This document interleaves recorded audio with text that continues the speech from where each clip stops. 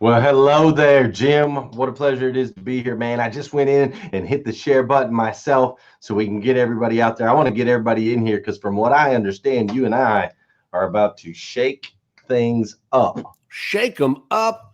I mean, we're going to talk about how to grow dealerships to the big numbers.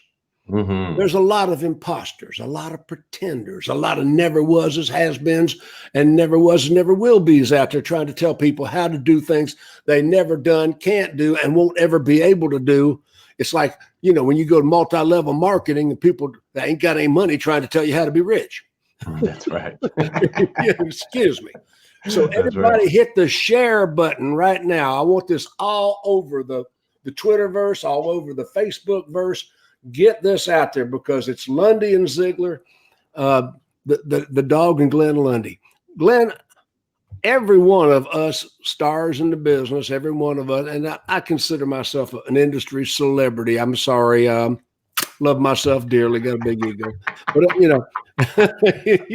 Hey, I'm with you, my man. I'm not quite sure how technology works, but somehow they got both of our heads in here at the same time. I don't know how they did it, but they did it. I love myself dearly. Don't make no mistake about that. You ever see Smokey and the Bandit, the movie? I have. When Sally Fields first met Burt Reynolds, she said, "What do you do?" And he said, "I show off." That's right.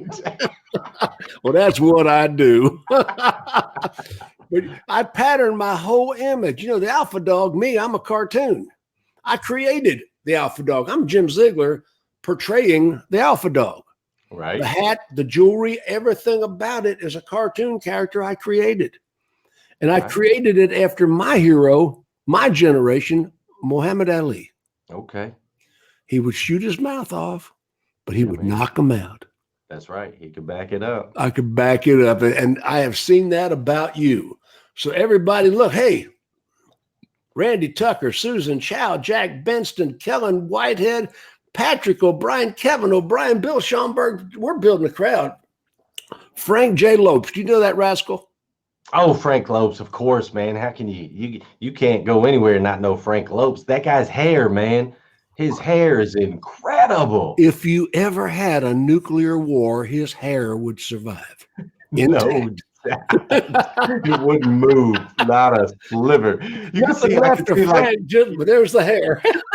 You know how they show like the blowback after a nuclear? It's like, and the trees go like this. Frank's hair would just be like, pow. He must put so much stuff on that hair. He is singularly responsible for the hole in the ozone layer. But man, does it look sharp. And talk about a guy that looks good and does good, man. He's got the experience in this business to back up what he's talking about. Frank is my dude. I like Frank a whole heck of a lot. And Sandra Benstock Delalio's on. Oh yeah, we know good old Sandra. That's Sandra is a BDC director. She's Atlantic Auto Group. That's right. Yep. She does an incredible job herself. I've known her for going on maybe 10, 12, 15 years. It's been a while now. Oh, wow. Yeah, back when she was working with Tony Ann Lupo Fardet. Okay. A lot of history up there, and of course her brother's Brian Benstock, and he's Yeah. Brian Benstock. Yeah, Brian Benstock. Yeah. Sandra's the real hero, we know, right? Right. Everybody share this broadcast. We're going to play around till we get an audience built up before we get serious. So you're not missing any content. Go ahead and share this broadcast. Put it out there. Invite other people in. Every one of us people that is an industry public figure, I'm not going to say celebrity again, but every one of us that is an industry public figure, every one of us has our hard times story. Oh yeah, no doubt. Every one of us, I don't know anybody said, well, I started out rich. Yeah, I haven't heard that story before. That story doesn't, my story starts out, I blew into Atlanta, broke, divorced, mad. My mattress is tied to the roof of a buy here, pay here car. Mm-hmm. Amen. And what's your story? Well, there's two books we'd have to write. There's the there's pre-Kentucky and post-Kentucky. So there's pre-Kentucky automotive industry where I worked at a Planet, it was called Planet Nissan Subaru. It was a Nissan Subaru store in Flagstaff, Arizona. And that's where I got my start in the car business. And I learned all of the ways to do things wrong in the automotive industry. I spent 8 years in that store. And that store actually scared me off from the car business, man. I didn't want anything to do with it. I had lost custody of a child. I had bad habits that I had to develop with drugs and alcohol, all of that stuff. You know, my integrity wasn't intact. My morals weren't aligned. My values weren't where they needed to be. And so that was my pre-Kentucky automotive era. We both had those years. You know, I was a disc jockey back in the 60s and the 70s. Okay. And I was a famous DJ. I was at one of the biggest radio stations in the country. Some of the gods of the radio industry walked through that station. They're some of the best DJs in history. Right. And of course, that was the 60s and the psychedelic 70s, if you can remember. So you're talking about drugs. There are countries in Central and South America that have statues of me in the park.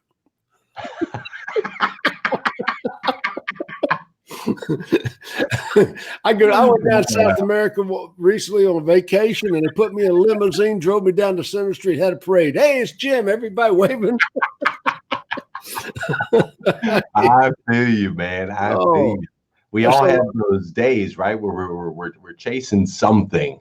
I think some of us were just born, to where we always got to chase a thrill, a high, whatever you want to call it. And back in those days, when I was chasing those things down, I didn't get any satisfaction really from the automotive industry. Instead, I just got my teeth kicked in every day. So when I got outside of the dealership, that's when I had to feel good, right? I had to find ways to feel good, whether it was women, drugs, alcohol, whatever. And long story short, that took me down a long, hard path of jail and homelessness. And wait a minute, Glenn, homelessness? Yeah, man. You were on the streets. You were living in a Frigidaire box, cardboard box. I mean, is that the way it was? Yeah, well, I was homeless in San Diego, California, and I got to tell you, if you're going to be homeless somewhere, San Diego's not so bad of a spot. So I was homeless in San Diego, so I would sleep on the beaches most of the time, but sometimes that wasn't really safe. So sometimes what I would do is scrap up enough change to get on the bus, to get on the city bus. The city buses run 24 hours out there.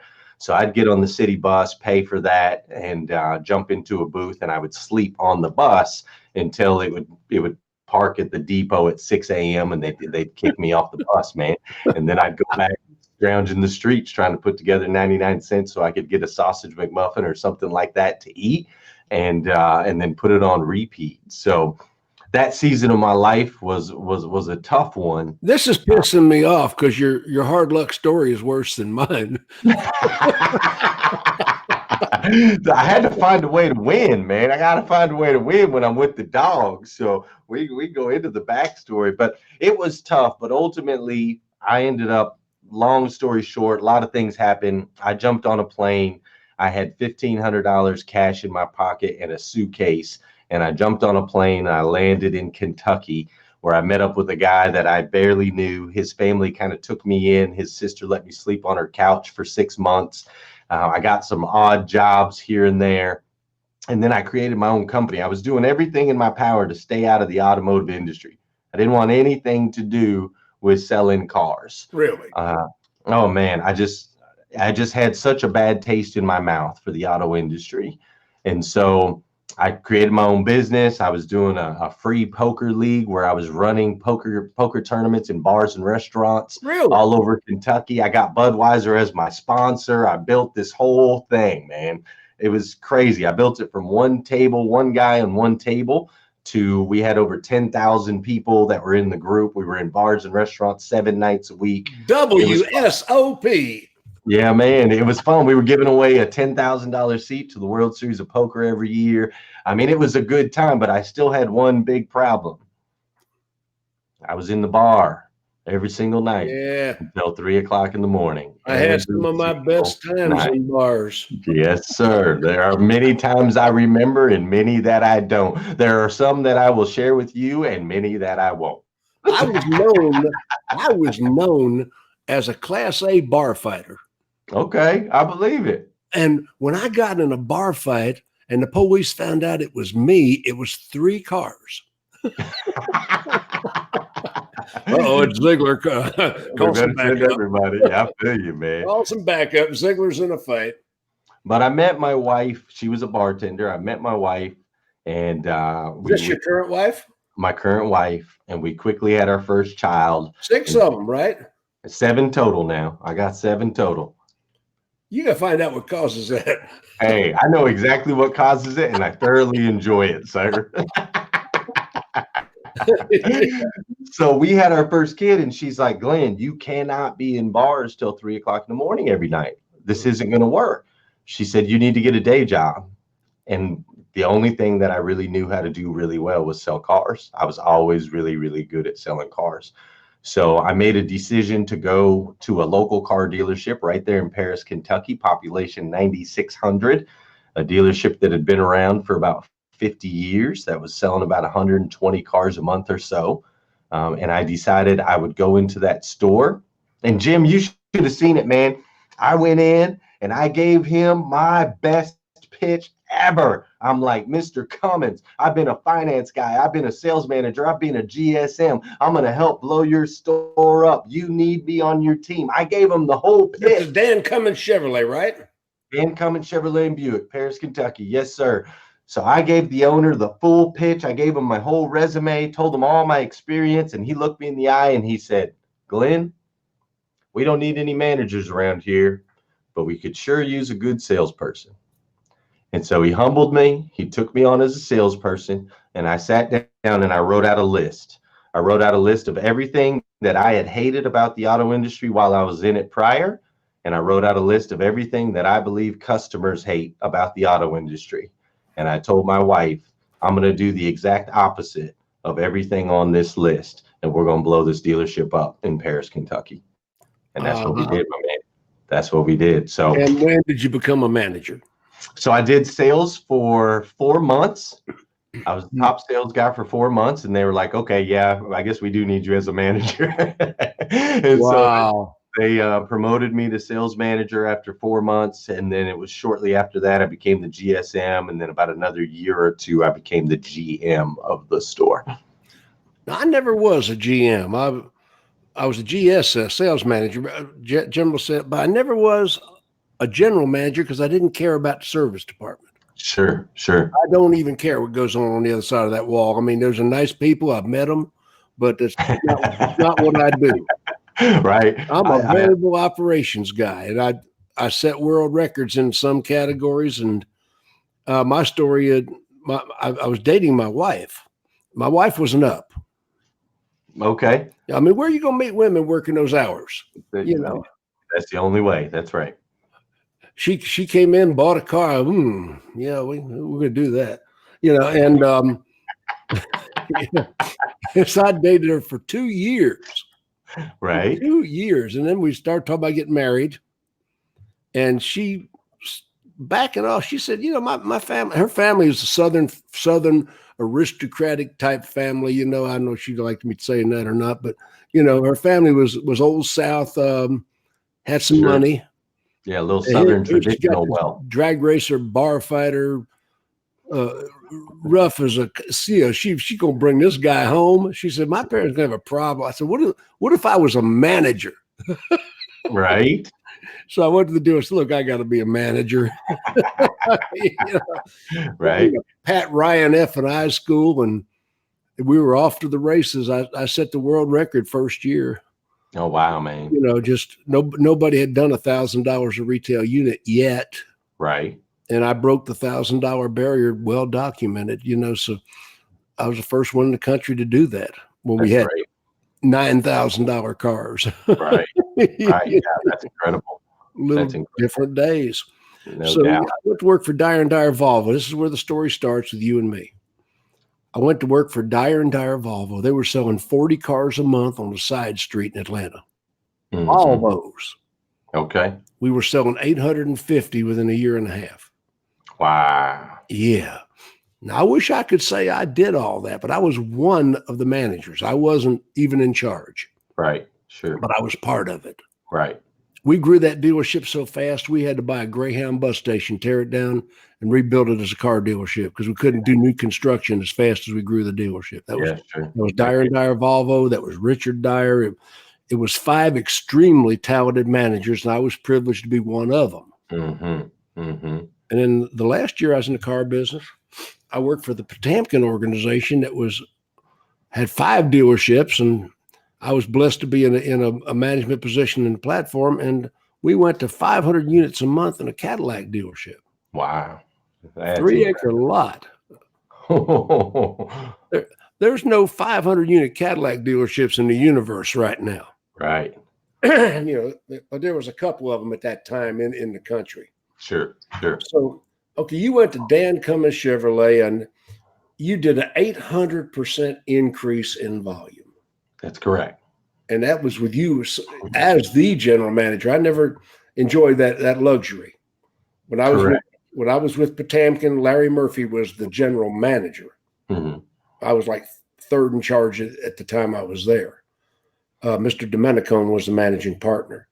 Well, a little disclosure on that. So both owners, Josh and Dusty Cummins, were on site all the time, every day. They were on site owners. It took me a few years just to get them to take a Saturday off. Took a while just to get that going. And so Josh Cummins and his brother, they were like general managers also. So the majority of my focus was on the sales side. I did handle a lot of the advertising, the marketing, working with Josh directly on branding the dealership, creative ideas in service, making sure we're hiring the right people, things like that. But I'm like you. I am not and never will claim to be a service expert. I am not an expert in the service department. I know a little bit about it, just enough to be dangerous, but definitely not an expert. So I kind of had the luxury of having Josh, who knew a lot more about service. And then we also had Tim Hollyfield, which is the most incredible service director on the planet, as far as I'm concerned. The guy just knew his stuff.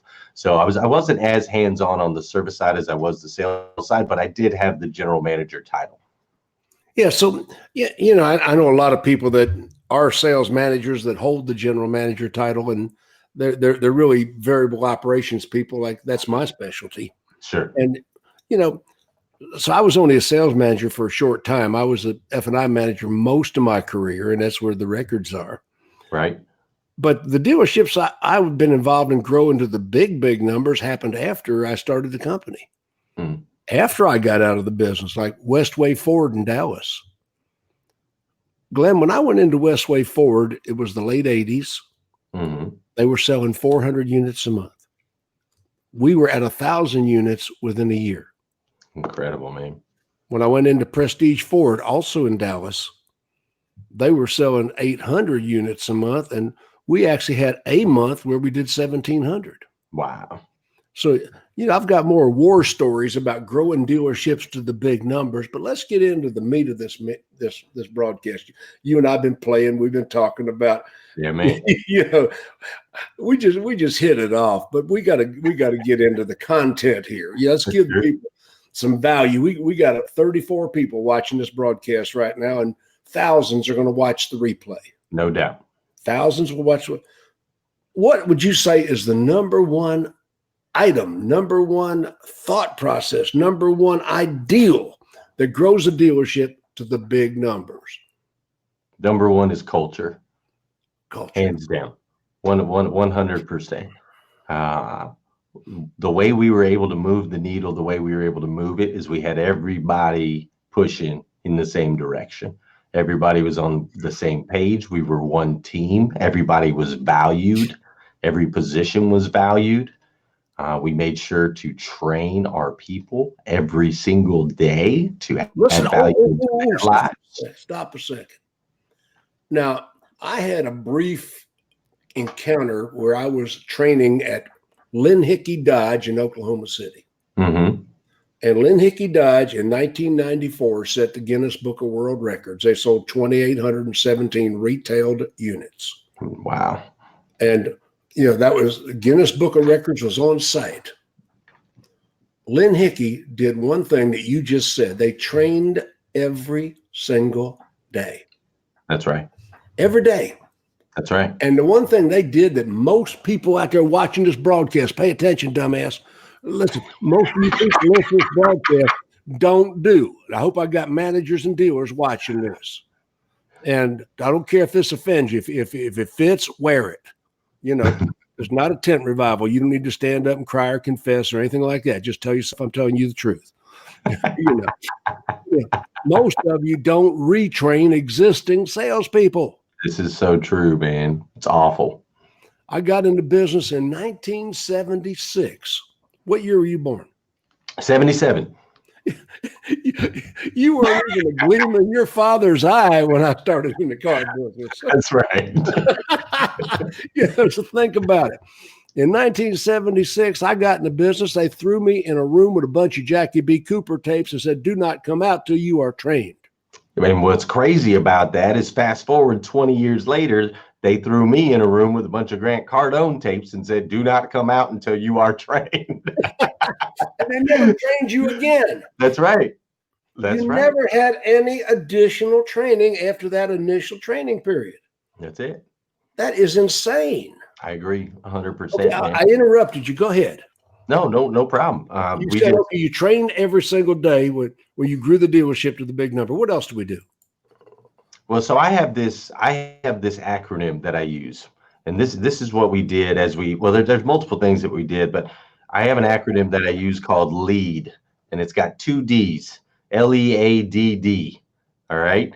And the L in LEAD stands for listen. The E stands for encourage. The A stands for advise. The D stands for develop, and we do it daily. So every single day I made sure, and my leaders made sure, that we listened to all of our people. What are their problems? What are they struggling with? What areas do they need help in? What are their most common objections they're receiving? What's going on in their home life? What's going on with their marriages? What's going on with their finances? We listened to them as people. We would always follow listening up with encouragement, right? See, when I was in the car, when I was on the pre-Kentucky, there was never any encouragement. My encouragement was boot heel to the tooth. Get out there Saturday morning. You suck. You need to sell more. Kick you in the teeth. Why'd you let them go? I had the owner in that meeting. Oh my gosh! I had the owner of the dealership. So I'm gonna give you a quick car story. Owner Nissan, and I'm trying to put these people in a vehicle, in a Nissan Xterra, and the sales manager tells me, okay, this one's not going to work. I want you to go grab this other one. So I go out, I grab this other one. Well, I grabbed the wrong one. I grabbed the wrong model year, and we come back in, and he pencils the deal. And we got the wrong incentives because he's penciling a 2000 whatever year, and I'm selling the newer model year, doesn't have the rebates. So we find this out, and I go tell the customer, here's what's going on, da da da. And the customer's like, okay, well, give me $500 more off, and I'll buy it. So I go back to the owner of the dealership. He's desking the deal, and I said, they said give them $500 more off, and they'll buy it. And he looked at me and he said, oh yeah, hold on. He took his wallet out of his pocket and he dropped it on the counter. He took his Rolex off of his wrist and he threw it at me. He hit me in the chest with it. And he said, tell them they can have my wallet and my Rolex too. And I was like, golly, man, like they just asked for, my gosh. So the customers actually saw the whole transaction and they ended up buying the car. They're like, never mind, we don't need the $500. But that's the way that I got treated every single day. So at Dan Cummins, I made sure that we encourage, we listen, then we would encourage. Here's where you're doing good. Here's the great job on this. I'm proud of you for this. And once we develop that relationship, now we can go into advise, right? Like I'm okay with you. Encourage, advise. That's correct. And I'm okay with you giving me advice. Like, tell me where to get better. show me my weak points. I'm okay with that. If you've already listened to me and you've encouraged me, then I'm now open to advice. But if you're just going to kick me in the teeth, I'm not, right? So listening. You're talking about developing your people. That was your biggest first thing. That's right. That's the first concentration. So you advise, and then what do you do next? Develop? Then develop. That's it. Listen, encourage, advise, and develop. Hey, Jim, I heard you. You're doing a great job, Jim. Here's some areas you need to work on, and now let's develop those areas, and let's do it every single day with training, with with different training materials, different videos that we watch, different role playing that we would do. We would all come together and every single day, listen, encourage, advise, develop, and do it daily. So when we started doing that, we started getting better people that could perform at a higher level, which then started to attract more better people, right? And that was stage 2, is we made sure that we hired and fired on character, not credentials. Amazing. If you came into my store and said, man, I was the top sales guy, I sold 50 cards a month, every single month, and you're like smoking your cigarette, and I can see your your eyes are blown up because you've been on pills and you're all raggy, you don't take care of yourself, I'm not interested in you working in my store. I don't care what your 4 E's in Zieglerism. You ready? I'm ready. I'm going to write these down. Okay. The first thing you got to do in Zieglerism is the 4 E's. You've got to look at the people and you got to see who they are. You got to examine. You got to investigate who they are. You got to pay attention to what you got. That's right. And then you got to educate. Mm-hmm. Once you've examined, then you're going to educate. And the next thing you're going to do is elevate. Right. You got to bring them up. You got to constantly be moving up. So evaluate, educate, and elevate or exterminate. That's right. I mean, one of the biggest themes of Zieglerism is get rid of bad people. Yeah, man. I mean, so many dealerships have such a hard time with this. How many units you sold has nothing to do with whether or not you are a member of my team. That's right. Because this is where so many dealerships fall and they don't get the big numbers because they got a spoiled brat prima donna on the sales force that think they're bulletproof and invisible. No doubt. And they don't attend the meetings. They don't do the process. I stood in a meeting one time with a glass of water. And I don't have a glass of water. I'd show it to you. But I had a glass of water in my hand. That's a bottle of water. I mean a glass of water. Okay.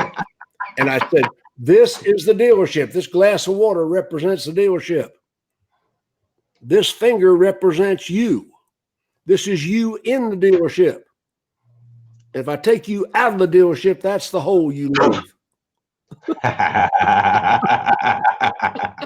love that. I love that. And anybody that disagrees with that, I have brought a Valvoline box to the meeting, Salesman Samsonite. Salesman Samsonite. A Valvoline cardboard box. Here you go. Load it up. We'll see.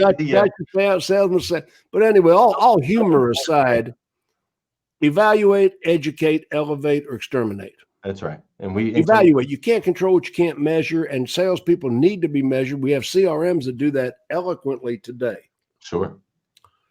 I'm a manager in a dealership today. Marry your CRM. Mm-hmm.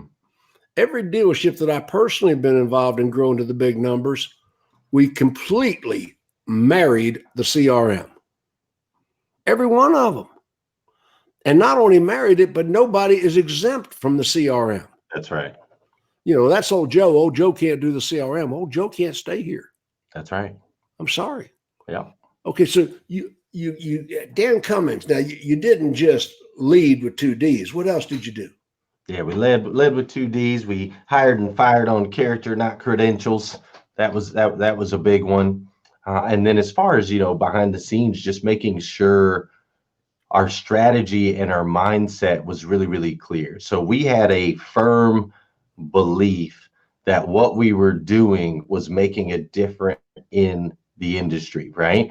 Like we weren't just there to sell cars and make some money. As a matter of fact, every single day in our meetings, every single morning, we would all stand up and say, I am on a mission to eradicate the negative stigmas associated with the car business. I can do this by making people feel special, feel important, and like they're the only one.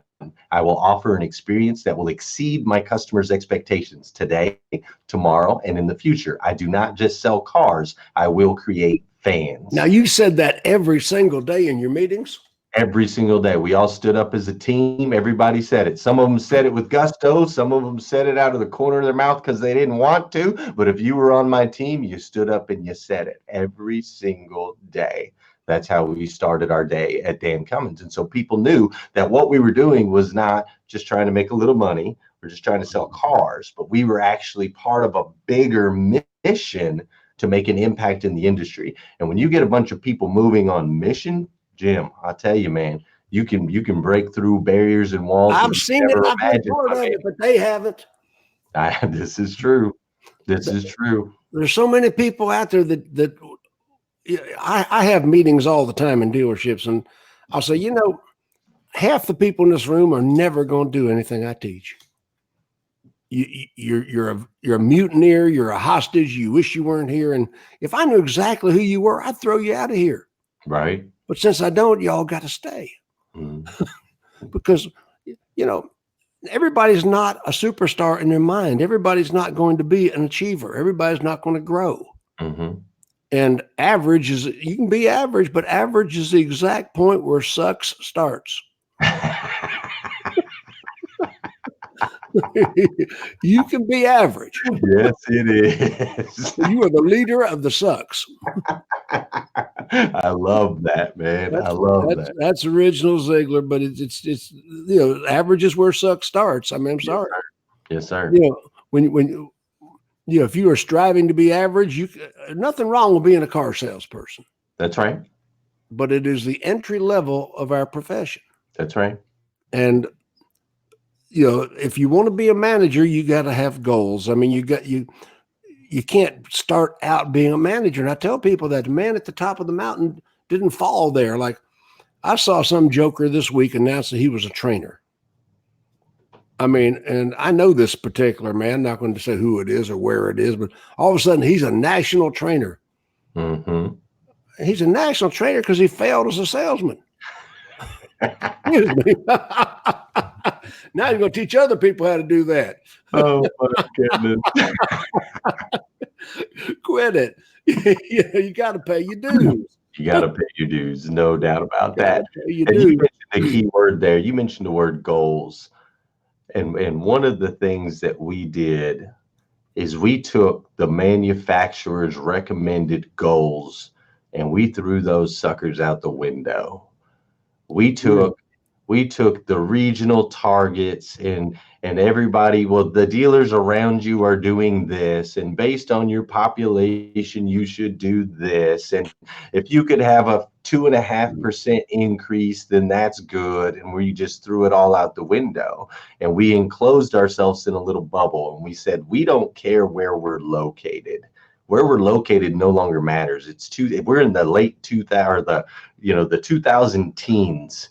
We now have technology. Before you had to have a dealership right off a freeway exit, or it needed to be in a highly populated. Visibility, lots of balloons. That's right. Visibility, lots of balloons. That's right. But now that is no longer the case. And so we made sure that our mentality, that we never had small goals. We always had massive goals that had nothing to do. We wouldn't let ourselves be limited by location.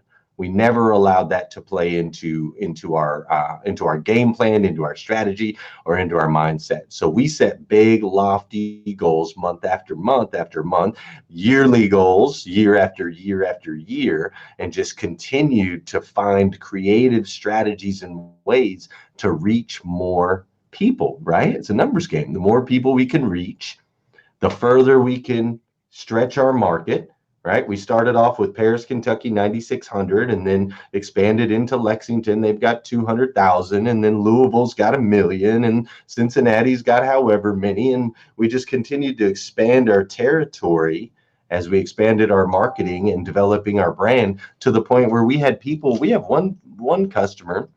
We had a lifetime powertrain guarantee, and you had to get the oil change done at our dealership to keep it under that guarantee. We had one guy that would drive from Texas to Kentucky to get his oil change every 6 months. He'd make a drive in to get his oil change to keep his vehicle under a lifetime powertrain guarantee. He liked the service. He didn't want to buy a vehicle anywhere else. He bought all his vehicles from us. So once we took away these limiting beliefs, which I hear a lot of dealerships, when I'm in dealerships and I'm talking to them, they're, well, you know, the Toyota store down the road does this much, and we have a population of this many, and based on our visibility and the manufacturer, and I'm just like, stop it. Do you want to grow your dealership 800% in 5 years, or do you not? Yeah, do you? Right. Like, when I was with Westway Ford in Dallas, now picture this, 1988. I fly into Dallas. They're doing 400 units. They're the big dog on the block. They're already a successful dealership. And everybody that works there sort of believes they have arrived. Right. Okay, yeah, I know that point. Okay, so here I show up, the audit, and I'm a kind of guy that you can't do it. Get off that desk. Let me sit down. You know, let me, and it wasn't computers. It was 10 keys and a Rolodex. You know, let me sit down. And I would work deals. Jeff Enright, who is now the operating partner at Park Cities Ford, Jeff Enright was the general sales manager. Joe Tighe owned the dealership. And I said, I have assessed the possible results of this dealership. We can get to 1,000 units. And everybody sat back in their chair, 1,000 units at $2,200 a car, which was, remember, these were $8,000 cars. Yeah, that's a big deal. Yeah. Well, I mean, the numbers today might be larger, but proportionately, we're going to do $2,200 a car. We're going to do 1,000 units. Right. Now, Jeff Enright's the operating partner at Park Cities Ford, if you want to verify the story. I mean, he was a general sales manager, and we were at 1,000 units within a year. But we put processes in the dealership. And if I ran the dealership today, it's still processes. The processes have changed. The road to the sale never died. We just put technology into it. That's right. That's what people don't understand. I mean, well, I hear this, the road to the sale is dead. No, it's not. We just put technology into the process. That's it. And I can recall when we were growing that dealership, we had the mutineers, and Joe Tighe was strong enough. I asked a dealer, are you strong enough when people say we're not going to do this to tell them, you know, to shut your door? You know, I don't like a dealer with an open door policy. No. We're going to give you a golf bag and a beeper, and we will call you if we need you. You know, you're your own worst enemy. You know, you overrule your managers all the time. Right. You don't overrule your managers ever. Yeah. You know, so I can recall one time we had a meeting at Westway Ford, and this was the first dealership outside of one I worked for that we grew to the big numbers. And we had a meeting, and I think we had like 60 salespeople in that meeting. And two of them walked in with McDonald's bags and coffee, and and I was a big boy. I remember I mentioned bar fighter. You know, I was a big boy. Right. You know, I wasn't afraid to do things that I probably wouldn't do today. I walked up and I said, "Gentlemen, you are late, and the world runs on time. And I see you have bought some bags with it. I know you wouldn't disrespect us by bringing your breakfast to a meeting and come in late. So I'm going to throw whatever this is in the garbage." Yes, sir. Got rid of it. Right in front of them. Yeah, man. You could ask Jeff Enright about that story too. But, you know, clearly they were late because they stopped to get breakfast. What were they thinking? They were already late. Let's go. Think about it. Okay, so processes. And, you know, I never had the processes have to be in order. What processes did you have at Dan Cummins? I mean, we followed the road to the sale everywhere, but I guess the difference, like you said, adding the technology to it, like our BDC, when we created a BDC and we took the email leads and the phone calls away from salespeople, right, and handed them to, well, I should say, away from the people that were delivering the cars, and handed them, and we created our frontline showroom. That's what we called the BDC, was our frontline showroom. So these were our initial salespeople. So they would follow the road to the sale as well, meet and greet and do all the different things, and do the fact finding and so on and so forth. And they would do all that initially for our customer before they ever step foot in the showroom. So by increasing our efficiencies, by making sure the customer's already gone through 70% of the process over the phone or via email or whatever, while they were at the house in their pajamas, then when they showed up at the dealership, all we had to do was not screw it up. That's what I would tell my sales guys. Like, just don't screw it up. They've already driven 2 hours. They've already done the research. They know what car they want. They know we've got the cheapest price in a 200-mile radius. They've already contacted the BDC. They've already sent in a credit app. They've already given us all the questions. We've done the fact finding. We've done everything. Now just don't screw it up. So we were able to, by taking a lot of the things that took time on the lot, right? A lot of the pieces of the process that took time on the lot, by removing those and handling them up front before the customer ever showed up, we were able to increase our efficiencies. People would say, for I guess it was either Labor Day weekend or Memorial Day weekend. I always get it confused, but it was either Labor Day weekend or Memorial Day weekend, 2018, just last year. We sold 198 cars in 2 days. 198 cars in 2 days with my same normal, staff, 40 sales guys, so on and so forth. And people are like, how is that even possible? Like, how do you sell that many cars with 7 finance guys, 40 salespeople, 5 desk managers? Well, it's because 70% of the process is done before they get there. And our guys had so much repetition and so much training that they just knew, we do this, we do this, we do this, we do this. Boom, customers out of here. We go, customers out of here. So your processes increases your efficiencies, which increases your ability to sell more cars. Simple as that. Wow, I'm looking at all the people we got on this broadcast, and they're all sticking around too.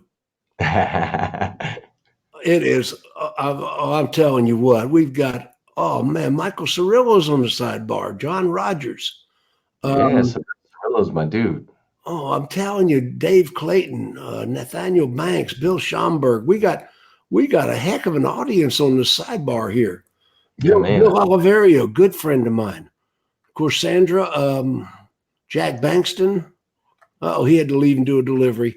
Yeah, so we got a lot working here. I look at the dealerships. I went into Conroe, Texas.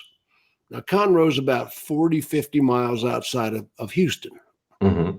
Now by this time we have moved into the early 90s, and Wiesner Pontiac Buick GMC, second largest GMC dealer in the country before I got involved with them.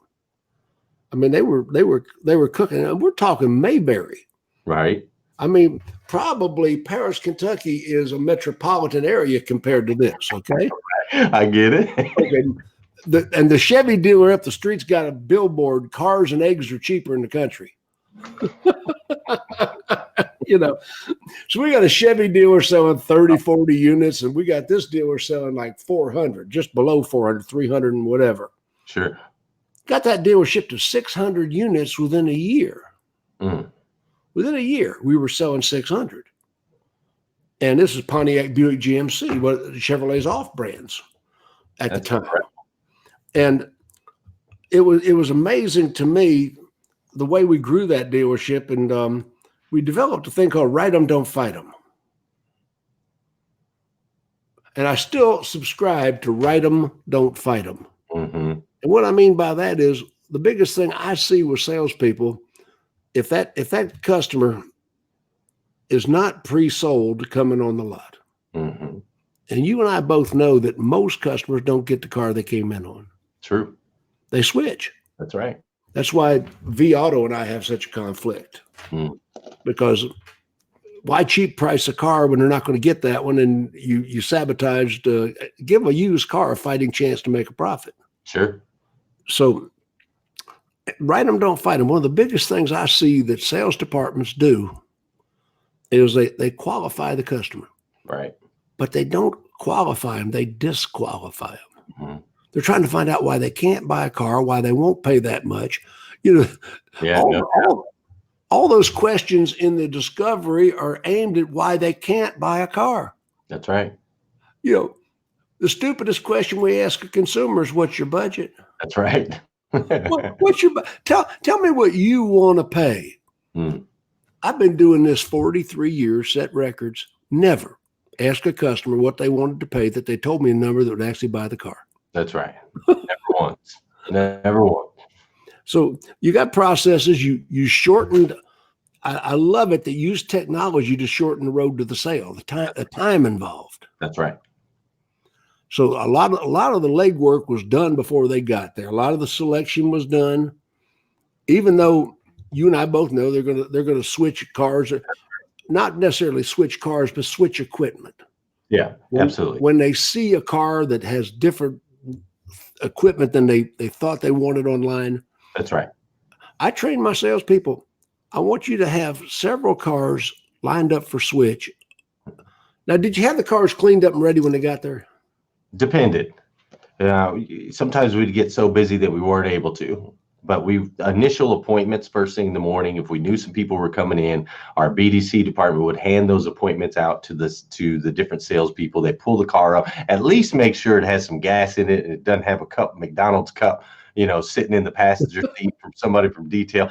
At least make sure it was presentable in most cases. And so we did that as often as possible. I'd like to say we did it all the time, but we weren't able to do it, all of the time. But that was something also that we made sure to do. I know a lot of people that they ask me, Glenn, with your BDC, how did you fairly distribute the leads? Right? That's a common question. How do we put them in a round robin? How do we fairly distribute the leads? And to that, I want to say to anybody watching this that maybe is developing a BDC or struggles with that question, the way that you fairly distribute a lead is you give the lead to the person who is going to do the fairest job for the man whose name is on the building, the owner. That's how you fairly distribute a lead. We gave leads to the people that sold cars. That's who we gave our leads to. If you didn't show us that you could sell cars, or you couldn't close the deal, that we gave you leads, or you wouldn't follow up, you wouldn't call the customer, you wouldn't introduce yourself, you didn't do full walkarounds, you didn't do everything that you were supposed to do, then I'm sorry. We're not just going to give you leads because your name is on a list. The only way to be fair is to be fair to the guy whose name is on the building that has the biggest investment in the place. And that's the owner. And you always want to put if I've got a baseball team, who do I want batting fourth? My home run hitter, right? If I've got a football team, do I want to start my third string quarterback in the Super Bowl, or do I want to start my first string? I'm going to start my first string every single time.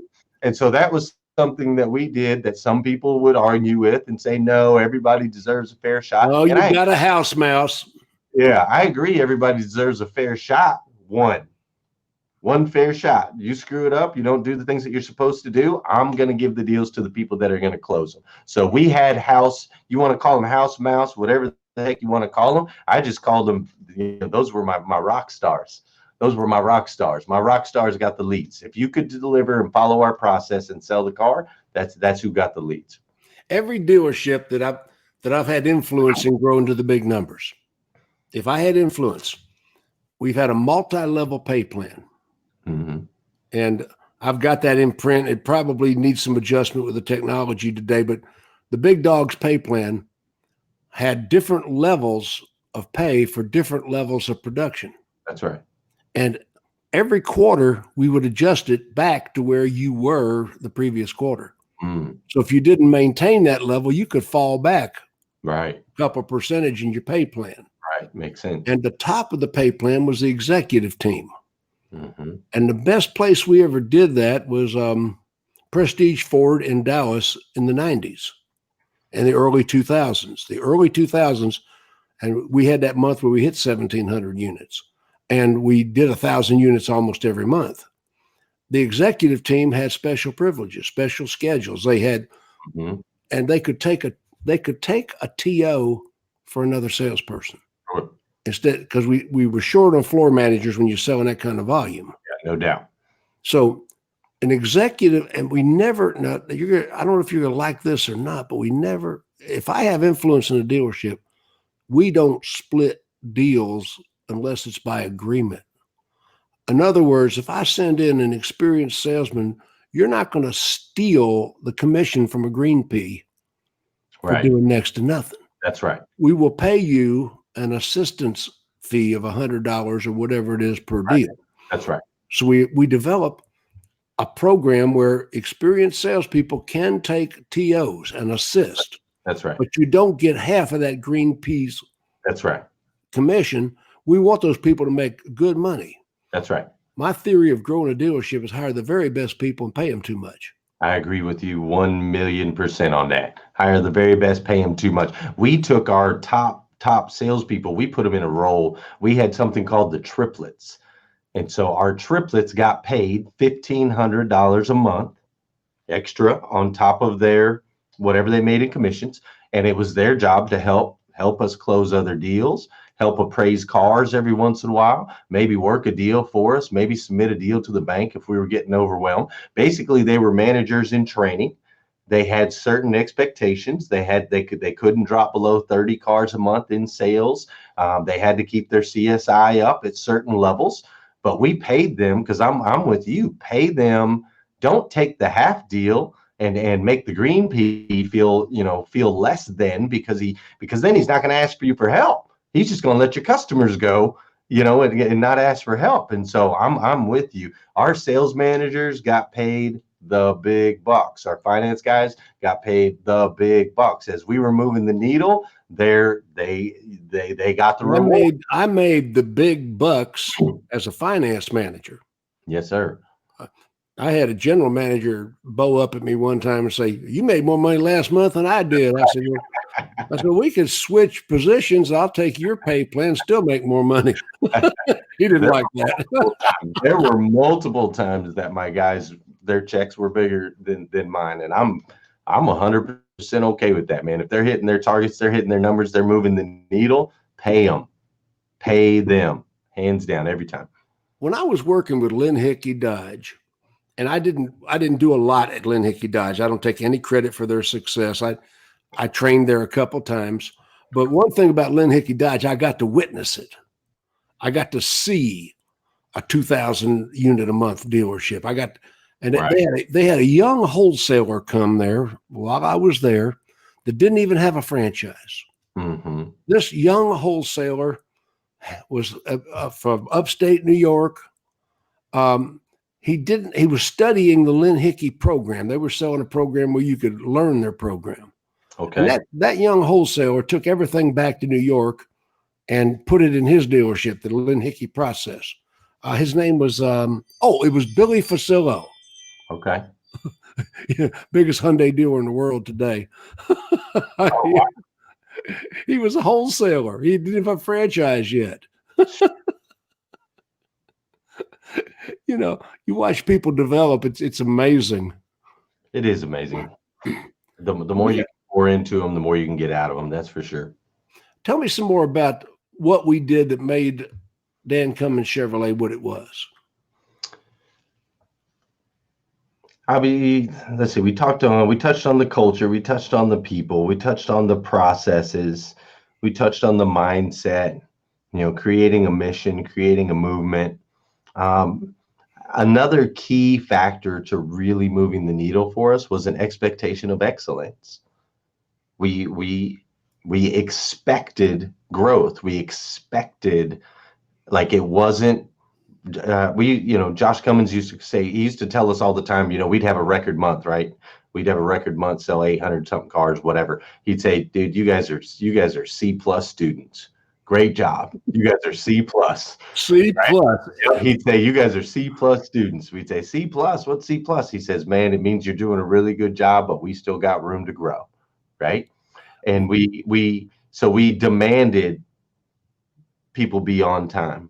We demanded that people, everybody's involved with the trainings. Everybody's involved. Everybody follows our processes. Now, again, we did have some flexibility with our high level, our excellence team. They could have a little flexibility in their schedule if they The needed. executive team on my pay plan. That's right. I had one guy who had an office. All right. We had one guy that came in. He was a factory worker all of his life, came into my store at 50 years old, sold 501 cars in his first year on the floor. We gave him his own office. Everybody said, "Why does John get an office?" I said, "You sell 501 cars in a year, I'll build you an office. We'll find it. I'll find you an office." We'll make an office. That's right. Nobody's done it. Nobody's done it since. But the best I ever saw it, that was Ed Bozarth Chevrolet in Denver, Colorado. And Ed paid me $1.5 million over the course of our relationship. Mm-hmm. He was one of my biggest clients in history. His processes, the way he treated people. One thing he did to recruit the best people is he had a video. And the video was all of his general manager partners. He had 5 dealerships with operating partners. Mm-hmm. Those partners had a buyout. Mm-hmm. And he had everybody make a video about with their families in the video and their houses and their lifestyle. And this is what Ed Bozarth's philosophy is. He also did something really cool that I thought was kind of cool. If you test drove a car with him, he gave you a CD to put in your dash about why you would buy from Ed Bozarth Chevrolet, and people would listen to it on the way to the other dealer. Wow. I love that. That's very We had smart. people make U-turns and come back. Oh, I believe it. Yeah, Man, you and I could talk forever. We have been on 1 hour. Can you imagine that? I can't believe it, man. I got to tell you one thing, though. We did do a training. I created a training course for our new hires. Going back to the very beginning of this, where you and I talked about how we got trained when we first walked in the door. I created a training for new hires where we paid people. Yes, we paid people for the first 2 weeks. They got $500 a week to train. And we did full-on classroom style training for 2 weeks. And there were a couple key components. When you came in as a new hire at Dan Cummins, day one was mostly history of the dealership, get your logins, your passwords, give you the tour, show you the facility, all that good stuff. But throughout the whole 2-week training, I would bring in my success stories. I would bring in John Hinkson, who was a factory guy now selling 501 cars. I would bring in Evan, the kid that was in detail and now is driving a Corvette. I would bring in all these people that had bought houses and cars and how their lives had changed since they started at Dan Cummins. And they would share their testimonies with the new hires. They would share them with them so they could see how far that they could go. Now, something else that we did is not only did we show them how far they can go, but we also showed them how valued every member of the team was. So the first Wednesday of training, all my new hire salespeople spent the day in detail. They spent the entire day in detail, washing cars, getting wet, getting dirty, getting muddy. The next week, they'd spend a whole day in service, in the service lane with the service advisors, watching what they deal with, what they have to do as far as the customer in. So we made sure that all these egomaniacs that came in with the big heads thinking they were just going to go slang a bunch of cars realized that they are a part of something bigger than themselves. Here's your potential. Here's how crucial every position is. You will respect every position in this dealership. You will respect every person in this dealership. And if you do so and hold yourself to a standard of excellence, you too can climb like these guys have climbed. Yes. Honest to goodness, I see that. It goes back to the 4 E's of Zieglerism again. Evaluate, educate, elevate. It is our responsibility to educate and elevate these people. That's right. Extermination is the last step. Yeah. You've got to get rid of bad people, and so many dealerships refuse to do that. That's right. And you ever watch Gunsmoke back in the old days? Maybe a time or two. Well, Festus was the old West Virginia guy that rode the mule, and he's sitting out in back of the marshal's office. The gas lights are burning, and he's got his chair up against the wall, and he says, "Matthew, did you ever notice the town gets real quiet after a hanging?"